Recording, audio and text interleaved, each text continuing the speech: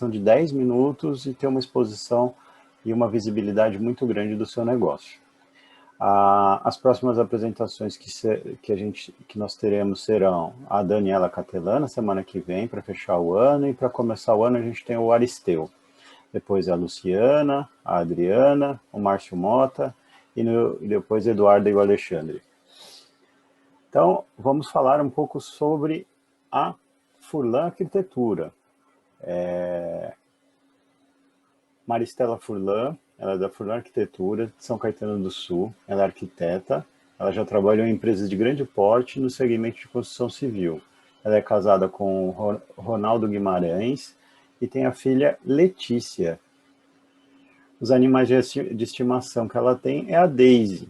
Eu acho que é uma cachorra, ou um demônio da Tasmânia. Isso foi o que a Maristela comentou, então eu tenho medo desse Tasmaninho. Eu também tenho aqui em casa, deve ser parente o Tasmaninho. Cidade de residência é São Caetano do Sul, mora há 49 anos lá. Adora cozinhar, ama cozinhar, e o maior desejo, vocês acreditam, que é reformar a sua casa. Algo que ninguém sabe sobre o seu respeito. Acho que eu não tenho segredos. E segredo de sucesso é: consagre ao Senhor tudo o que você faz, e os seus planos serão bem-sucedidos. Provérbios 16:3. Boa apresentação, Maristela. Tenha uma ótima apresentação. Bom, vamos lá. Eu quis trazer um tema bastante em alta, que é a nossa casa pós-pandemia.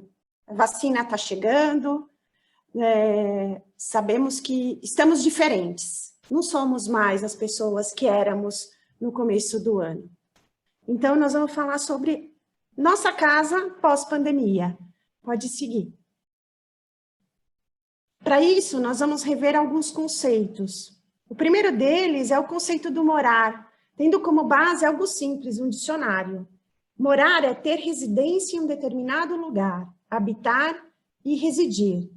Pode seguir. E casa? Casa é uma construção destinada à moradia, domicílio de um grupo de pessoas que vivem sobre o mesmo teto. Mas também pode seguir. A gente, indo para um sentido um pouco mais amplo de casa, fui atrás do filme A Casa Adormecida, roteiro do Stephen King. A casa é o corpo que colocamos sobre o nosso próprio corpo. E conforme nosso corpo envelhece, a casa também envelhece. E assim como o nosso corpo adoece, nossa casa adoece. A casa segue o ciclo do seu dono, de acordo com o que ele vive. Segue este ciclo. Pode seguir? E o que nós vamos falar? Nós vamos trazer um pouco do contexto do antes da pandemia, como vivíamos, alguns pontos de vista bastante diferentes, o durante a pandemia e as possibilidades. Eu digo as possibilidades porque, enfim, eu não arrisco colocar algo como certo, mas sim como possibilidade, como uma tendência do que nós vamos... como nós vamos nos comportar. Pode seguir.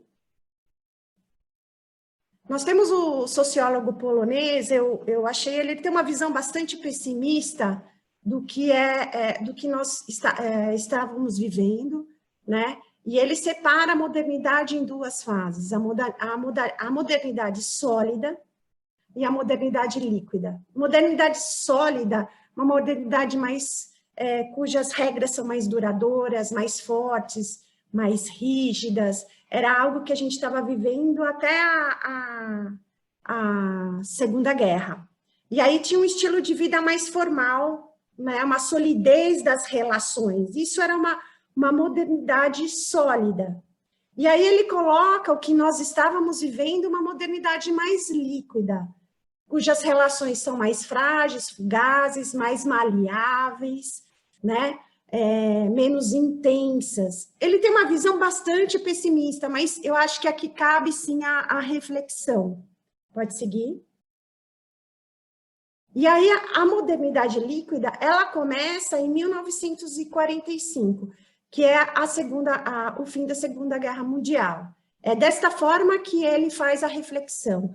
Antes de 1945, se a gente analisar na modernidade sólida, nós temos uma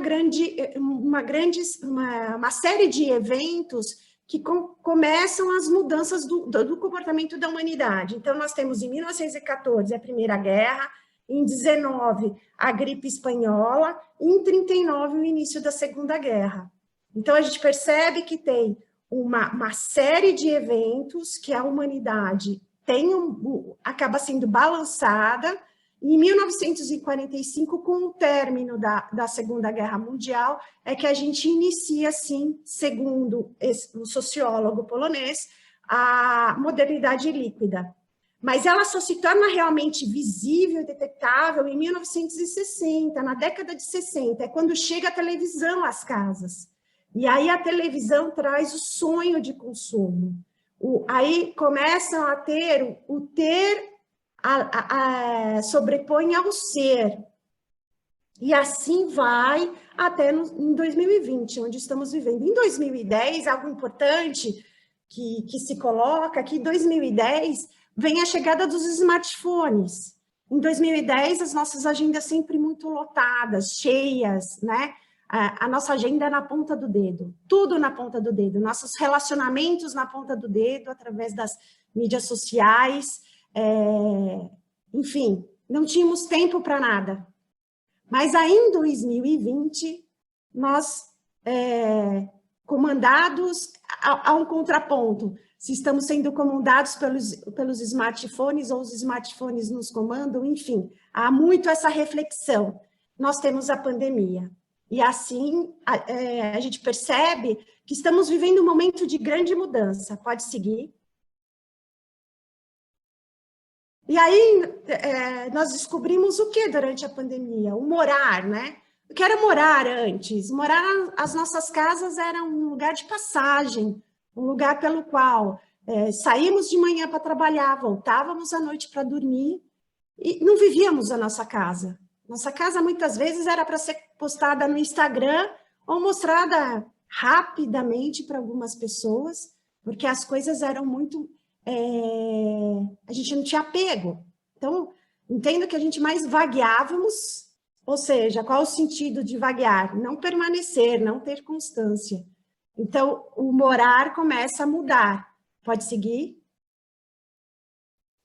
E aí, o morar, a gente começa a utilizar o morar no seu sentido cartesiano do dicionário. Nós vivemos intensamente aquele espaço, temos que ficar ali. E ali a nossa percepção do espaço ele começa a mudar. Alguns ambientes, eles começam a mudar a sua configuração. A cozinha, por exemplo. A cozinha no pós-pandemia, antes era algo muito rápido, né? Ou muitas vezes nem a utilizávamos. De repente, fomos obrigados a cozinhar para nós mesmos. Então, nós tivemos um decréscimo durante a pandemia, nós tivemos um decréscimo de consumo de 6,5%, mas o número de itens dentro do carrinho aumentou 22%. E aqui eu coloquei até a foto do fermento, porque é interessante. O consumo do fermento aumentou 650% durante essa fase. Isso mostra que as pessoas buscaram a fazer mais pães. Então, as cozinhas, bancadas pequenas, né? Poucos eletrodomésticos, começam a incomodar, porque elas precisam ser maiores e mais bem equipadas. Pode seguir. E o home office? O home office. Home office é outro ponto. De home office, todos foram trabalhar em casa. E aí começaram as descobertas. Iluminação imprópria, altura de bancada imprópria. E onde eu vou trabalhar? Eu vou trabalhar na sala? Vou trabalhar no quarto? Mas os 2 filhos, 3 filhos também precisam estudar e também precisam assistir às aulas online.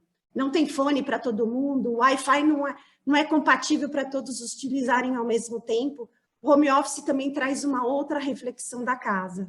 E aí, de home office, existe uma tendência a teletrabalho. As mudanças de contrato de trabalho, elas já estão acontecendo agora no final da pandemia, de uma forma bastante otimista, dizendo, né? Elas estão mudando de home office para teletrabalho. A gente está falando que existe uma pesquisa que mostra que 30% do trabalho realmente vai se tornar um sistema home office. Pode seguir? E aí a tecnologia, tudo comandada pelo smartphone. A gente tem a necessidade de comprar pelo telefone, porque não podemos sair, não é nem a necessidade, né? Até para se proteger. Aí nós temos a tecnologia para acessar a televisão, eletrodomésticos, comprar produtos de primeira necessidade, enfim, tudo começa a acontecer tudo dentro da casa, cada vez mais compactado, também no smartphone. Pode continuar?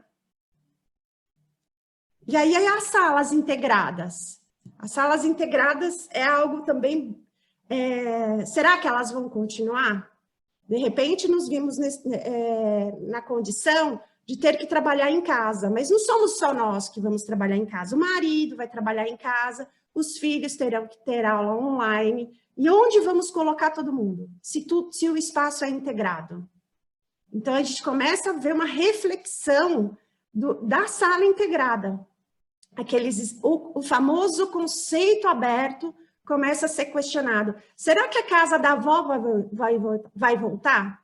Né? A Copa, vai ter a Copa, a cozinha de novo? A sala de TV e a sala de estar separada? Aqui a gente percebe já uma mudança de necessidade. Vejam bem, isso não é algo que vai ser para todos, mas é algo que as pessoas começam a refletir e a reformular suas casas, trazer um novo conceito para suas casas. Pode ir? E a limpeza? A limpeza. Eu mesma mudei meu conceito de limpeza. No mês de abril, 39% das casas, segundo a BBC, mandaram embora suas diaristas. E aí precisamos ter uma outra mentalidade. Antes tínhamos alguém para fazer por nós, mas a pandemia não dava para ter alguém fazendo por nós, né? Então a gente tem que mudar, nós temos que nós mesmos fazer. E aí de nós mesmos fazer, às vezes a gente muda o conceito. Eu mesmo usei a Maria Brasileira, hoje eu utilizo a Maria Brasileira como uma ótima opção para fazer a manutenção da minha casa. E aí o que demanda? Demanda produtos mais fáceis de limpar, né? Se impregna sujeira ou não. A gente começa a ter que olhar alguns acabamentos sob um outro ponto de vista. Então, a gente percebe que a casa, você começa a olhar a casa realmente na íntegra, na sua essência, na sua alma, pela primeira vez. Pode seguir? E o hall de entrada? O hall de entrada é um outro ponto. Esse é um ponto... Em alguns países, a gente já via a necessidade do hall de entrada justificada por outros problemas, como neve, as pessoas tirarem os sapatos no hall de entrada. Então, o hall de entrada ele começa a ter um conceito de limpeza, você tem que se desvestir, tirar a parte suja para você passar por esta parte, né? É como se você fosse se paramentar para entrar na sua casa, né? A limpeza. Então, você tira seus sapatos, você tira seu casaco, né? Você corre lavar a mão, tem que ter um álcool gel para você ter ali. Então, a gente começa a perceber uma mudança. Será que isso vai acabar? Eu acho que não. Eu acho que não. Eu respondo pela minha casa. Eu acho que isso não vai acabar. Pode seguir? E os exercícios físicos, que antes a gente procurava as academias. E agora, com a pandemia, nós víamos várias pessoas fazendo os seus exercícios físicos nas suas próprias casas. Aí, o que isso remete no espaço? Você precisa de mais espaços, ou seja, menos móveis. E os móveis que existe um outro ponto que a McKinsey coloca, que é a procura por objetos que tragam móveis, objetos, que tragam a sensação do abraço, porque, de repente, ficamos sem os abraços. Então, o conforto sobrepõe a estética. E aí, aquilo que traz a sensação de toque torna-se importante. Pode seguir? E aí, então, nós vimos que a pandemia, ela reflete diretamente no nosso lar, no nosso morar. E aí eu fui atrás do que é o nosso morar, o que pode, de uma visão tão pessimista, né, como do filósofo polonês lá na frente, lá atrás, uma visão tão pessimista da nossa sociedade, mas também, por que não trazer uma visão um pouco mais romântica do que nós queremos do nosso próprio lar? Então, quando eu li esse poema da Cecília Meirelles, confesso que me trouxe muito uma sensação boa, que é o que nós queremos dentro da nossa casa. Me permitam ler. No último andar é mais bonito. Do último andar se vê o mar. É lá que eu quero morar. O último andar é mais longe, custa muito a lá chegar, mas é lá que eu quero morar. Todo o céu fica a noite inteira sobre o último andar, e é lá que eu quero morar. Quando faz lua, no terraço, fica tudo luar, é lá que eu quero morar. Os passarinhos lá se escondem, para ninguém os maltratar, no último andar. De lá se avista o mundo inteiro, tudo parece perto, no ar, é lá que eu quero morar, no último andar. Cecília Meirelles. Pode seguir? E a Furna Arquitetura ajuda você a definir o seu último andar no seu estilo de vida. Obrigada a todos.